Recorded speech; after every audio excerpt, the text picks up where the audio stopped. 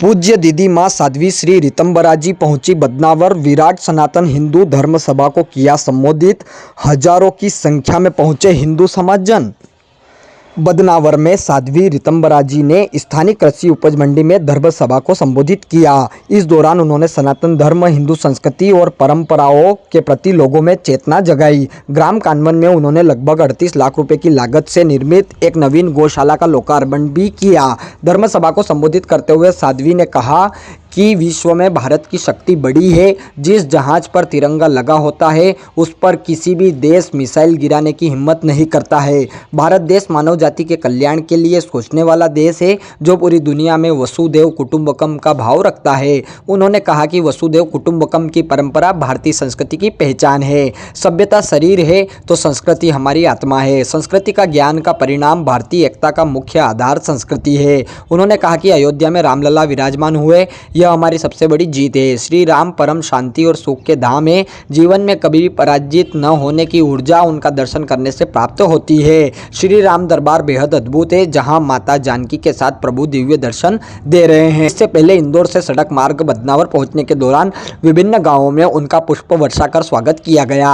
उनके साथ संत सत्यश्री गिरी महाराज और पूर्व उद्योग मंत्री राजवर्धन सिंह दत्तीगांव भी साथ में उपस्थित रहे। कानवन में उन्होंने लगभग 38 लाख रुपए की लागत से निर्मित एक नवीन गौशाला का लोकार्पण किया।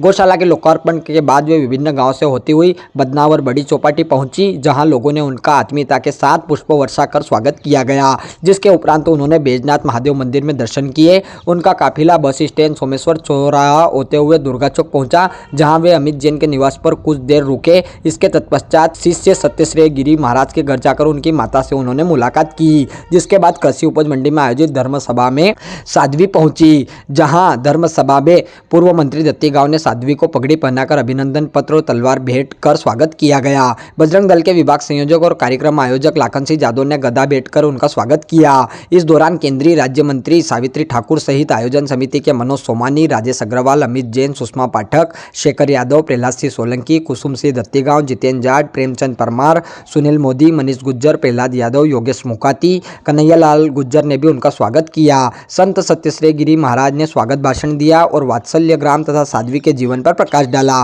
कार्यक्रम का संचालन कवि मुकेश मोलवा, प्रीतेश सिंह पवार और योगेश पाटीदार ने किया। वहीं कार्यक्रम का आभार संयोजक लाखन सिंह जादव ने व्यक्त किया। धर्म सभा पश्चात वे अखंड परमधाम आश्रम पहुंचे जहां उन्होंने करीब 67 लाख की लागत से नगर में स्वीकृत हुई करीब 6 आंगनवाड़ी भवन निर्माण कार्य का भूमि पूजन किया गया। इसके अलावा वे प्राचीन देवी एकवीरा मंदिर भी पहुंचे जहां उन्होंने देवी के दर्शन किए। ज्ञात हो कि 34 वर्षों बाद साध्वी श्री ऋतंबराजी बदनावर पहुंचे थे जिनकी धर्म सभा में हजारों की संख्या में हिंदू समाजजन कृषि उपज मंडी में उपस्थित थे। इस दौरान बड़ी संख्या में महिलाएं, पुरुष व बच्चे भी धर्म सभा में शामिल हुए। मां अखंड परमधाम आश्रम पहुंची जहां उन्होंने अपने भक्तों को आश्रम से जुड़ी उनकी बाल्यकाल की स्मृतियों को उन्होंने बताया। आश्रम में दीदी मां ने धार्मिक प्रवचन भी दिए। इस दौरान बड़ी संख्या में भक्तजन उपस्थित थे।